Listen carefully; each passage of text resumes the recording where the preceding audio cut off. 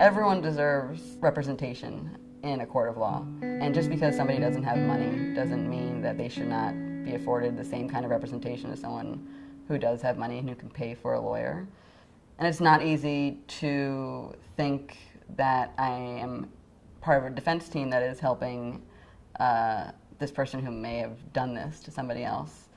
So yeah, I do wall myself off, and I do kind of treat it as just a job, and my job is just to collect facts. I'm an investigator supervisor at the Bronx Defenders. We are the public defenders. Always kind of liked investigating with things when I was younger, with my friends across the street.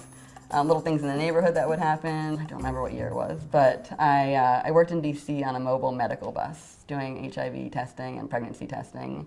So we would just ride around DC, park the bus somewhere, and people would just come in and get 15-minute tests. And it was a very intense and hard, really hard job, really hard conversations to have with people. So I went to Chile for about a month, and I got bitten by a spider when I was there, a poisonous spider.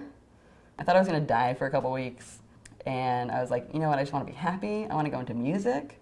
I liked it, but I wanted to do something more meaningful, and that created change, and I got the opportunity to work for Obama in Ohio, and I was like, yes, I'm doing that. So I did that for, I think, 4 or 5 months, lived with a host family, realized I really liked it, and liked the fast-paced work, and liked being really busy, and liked being on conference calls, and liked working for something I believed in. I really liked being out and talking to people and learning from other people. After that, I wanted to move to a place with as many people as possible.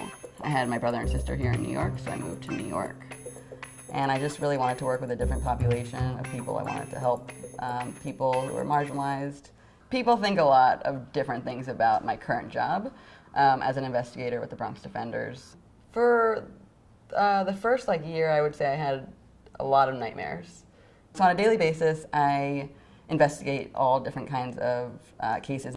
I'm driving constantly to go to different crime scenes, interviewing eyewitnesses, complaining witnesses, that's the person who is otherwise known as the victim, and collecting surveillance video of different crimes that have taken place, or allegedly taken place. You're just hearing stories of people going through immense trauma a lot during the week. People just coming from different kind of walks of life, and a lot of people just haven't been afforded the chances and the choices that other people have who have money, and so it's sometimes just a very sad conversation you're having with a person. I am in places where crimes have happened recently. Other people just think it's a very dangerous job and ask me if I carry a weapon. I don't carry anything, any weapons. I used to carry an expired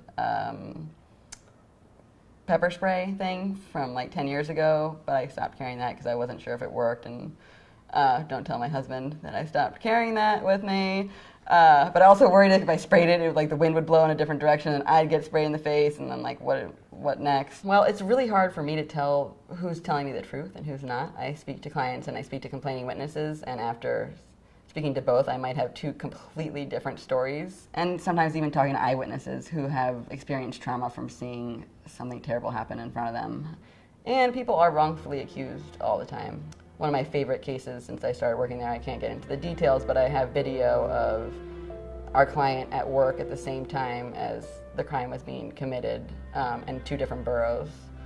So finding that and getting him out of jail immediately and saving him a lifetime of pain